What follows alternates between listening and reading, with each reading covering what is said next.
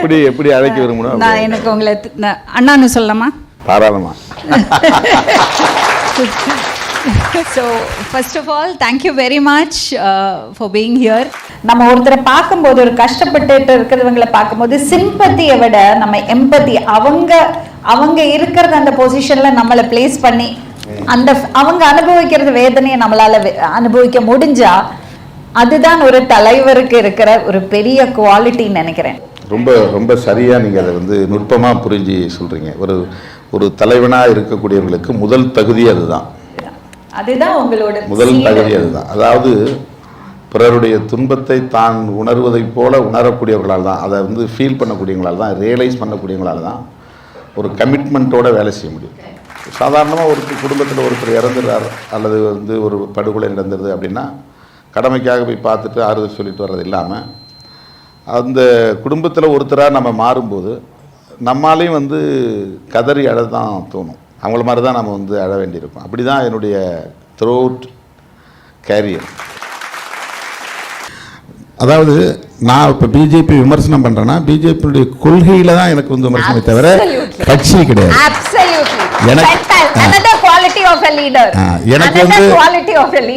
எனக்கு அவங்க சமத்துவத்தை பேச மாட்டாங்கிறாங்க, அதுதான் என்னுடைய பிரச்சனை. எனக்கு அவங்க ரிலீஜியஸ் பேஸ்டாக போகிறாங்க. நம்முடைய கான்ஸ்டிடியூஷன் செக்யூலரிசத்தை பேசுது.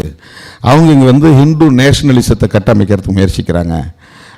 இவங்களை விட முன்னாடி இருந்த தலைவர்கள் எவ்வளோ பேர் ஹார்ட்கோர் இந்துத்துவாசெலாம் இருந்திருக்கிறாங்க. பட்டேல் போன்றவர்கள்லாம் இந்து மதத்தின் மீது நம்பிக்கை உள்ளவர் தான். காந்தியடிகள் ரொம்ப ஹார்ட்கோர் இந்துத்துவா. அவர் ஹரேராம் ஹரேராம் தான் சாகும்போது கூட சொல்லிட்டு விழுந்தவர். அவங்களெல்லாம் இருந்த காலத்திலேயே காந்தியே செக்யூலர் ஸ்டேட் தான் விரும்பியிருக்காரு.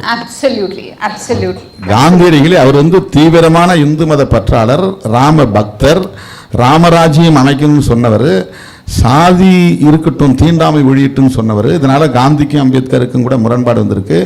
அப்படிப்பட்ட காந்தியடிகளை கூட நாம் உருவாக்க போகிற இந்த ஸ்டேட் அரசு அமைப்பு செக்யூலராக இருக்கணும், ஒரு ரிலீஜியஸ் இதாக இருக்கக்கூடாது, அடையாளத்தோடு இருக்கக்கூடாது அப்படின்னு அதுக்காகவே அவர் சுட்டு கொண்டாங்க.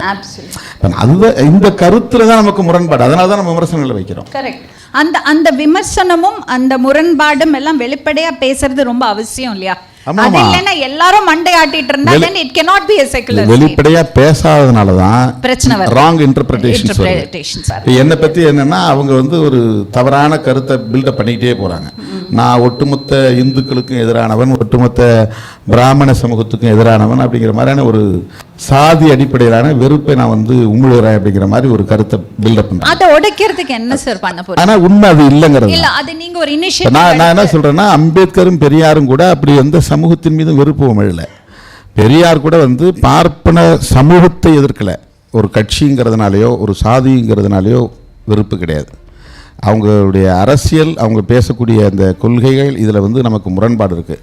நான் பேசக்கூடிய அரசியல் அவங்களுக்கு முரண்பாடு இருக்கலாம். அது அவர்களுக்கான லிபர்ட்டி, அது அவங்களுக்கான லிபர்ட்டி. ஆனால் அவதூறு பரப்புறது, இப்போ நான் யார் மீது அவதூறு பரப்பலை, தனிப்பட்ட முறையில் யாரையும் நான் விமர்சிக்கலை. பட் என்ன அவங்க தொடக்க காலத்திலிருந்தே ஒரு சாதி முத்திரை குத்தி இழிவுபடுத்துறதும், சம்பந்தமில்லாத பிரச்சனைகளோடு என்ன சம்மந்தப்படுத்தி பேசுகிறதும், குறிப்பாக நாடக காதல்னு ஒன்று ஆரம்பித்தாங்க. அதில் என்னை சம்மந்தப்படுத்தி பேசி சமூகத்தில் எல்லா சாதி சமூக பெண்களுக்கு எதிரானவன் திருமாவளவங்கிற மாதிரி ஒரு கட்டமைப்பு உருவாக்குனேன். அது 100 விழுக்காடு அவதூறு. இப்போ இதெல்லாம் நான் கடந்து வந்திருக்கேன். நீங்கள் கேட்டீங்க இல்லையா, அந்த கேரியரில் எதை சந்திச்சிங்கன்னு சொல்லி.